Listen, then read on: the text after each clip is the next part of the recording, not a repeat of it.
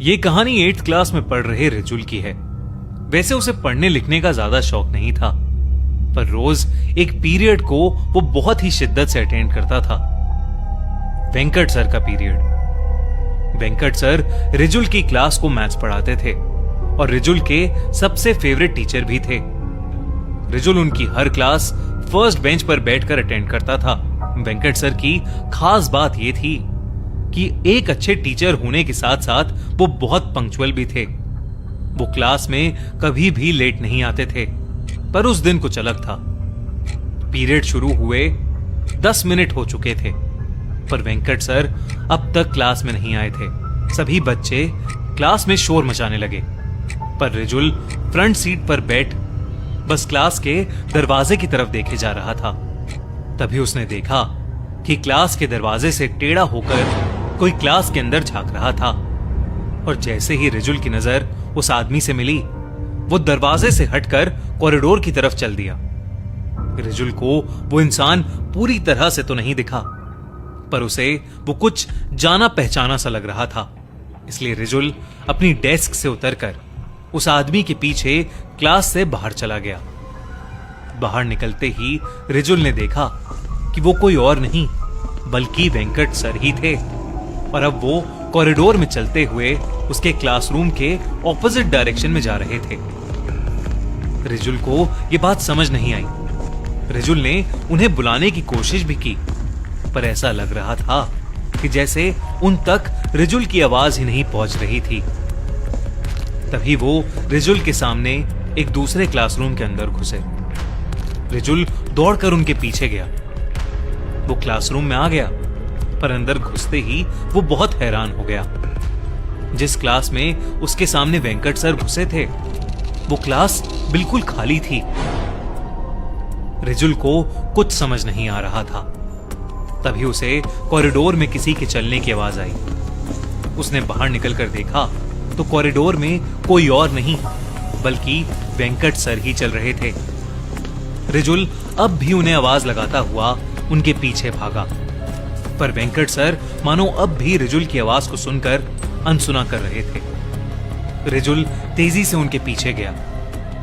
तभी Venkat sir corridor के आखिर में लगी एक खिड़की के पास खड़े हो गए। रिजुल उनके पास जाने लगा तो उसकी नजर जमीन पर गई। खिड़की से बहुत तेज धूप आ रही थी, जिसकी वजह से जमीन पर रिजुल की और खिड़की की भी परछाई बन रही थी, पर वहां वेंकट सर की कोई भी परछाई नहीं थी।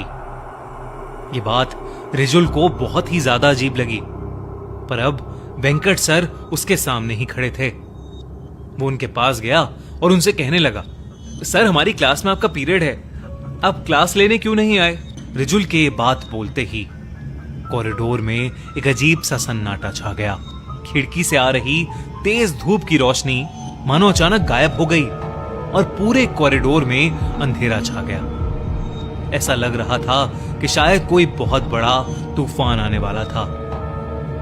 रिजुल अब थोड़ा घबराने लगा, लेकिन उसने वेंकट सर से फिर से पूछा, सर क्या हुआ? आप कुछ बोल क्यों नहीं रहे? तभी वेंकट सर पीछे मुड़े और उन्हें देखते ही रिजुल की धड़कनें थम सी गईं।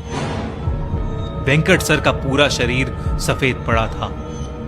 उनके चेहरे का मांस उनके चेहरे से नीचे लटक रहा था और वो बहुत ही ज्यादा भयानक लग रहे थे। रिजुल डर के मारे धीरे धीरे पीछे होने लगा।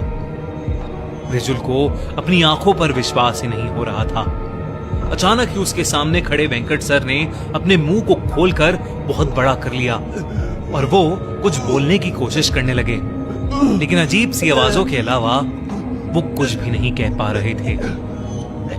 देखते ही देखते वेंकट सर का शरीर अकड़ने लगा और रिजुल उन्हें देखकर सुन्न पड़ गया। उन्होंने रिजुल की तरफ अपना हाथ आगे बढ़ाया ही था कि वो देखते ही रिजुल वहां से उल्टी तरफ भागने लगा।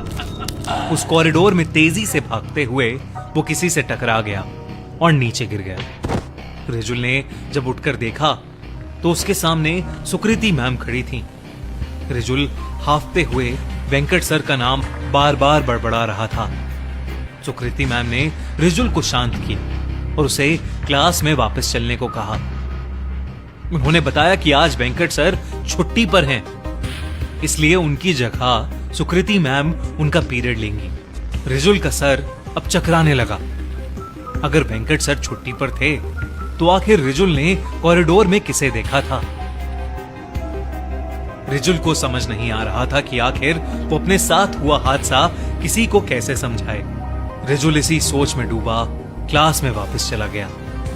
उस दिन जब स्कूल की छुट्टी हुई तो रिजुल स्कूल के बाहर खड़ा अब भी वेंकट सर के बारे में ही सोच रहा था कि तभी उसे स्कूल की बिल्डिंग की खिड़की के पास वेंकट सर खड़े हुए दिखाई दिए, वैसे ही भयानक रूप में। वो रिजुल को घूर कर देख रहे थे। उन्हें देख इस बार रिजुल की चीख ही निकल गई और उसने अपने साथ में खड़े दोस्त अंश को उस खिड़की की ओर देखने को कहा, पर अंश को वहां कुछ नहीं दिखा। रिजुल ने डर के मारे अपनी आंखें बंद कर लीं। कुछ सेकंड्स बाद जब उसने अपनी आंखों को खोला तो उस खिड़की पर अब वेंकट सर नहीं खड़े थे। डरा सहमा रिजुल घर चला गया। उसने अपने पेरेंट्स से वो बात शेयर की, पर उन्हें रिजुल की बात का विश्वास नहीं हुआ। उस हादसे को 3 दिन बीत गए। ना ही वेंकट सर स्कूल में क्लास लेने आए और ना ही रिजुल को वो दोबारा दिखाई दिए।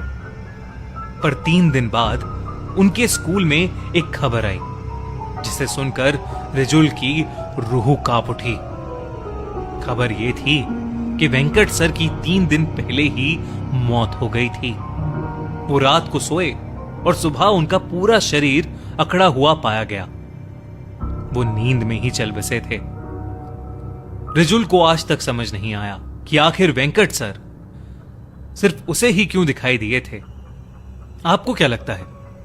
सच जो भी हो, इस टीचर्स डे आप अपने सभी फेवरेट टीचर्स को हैप्पी टीचर्स डे जरूर विश करिएगा।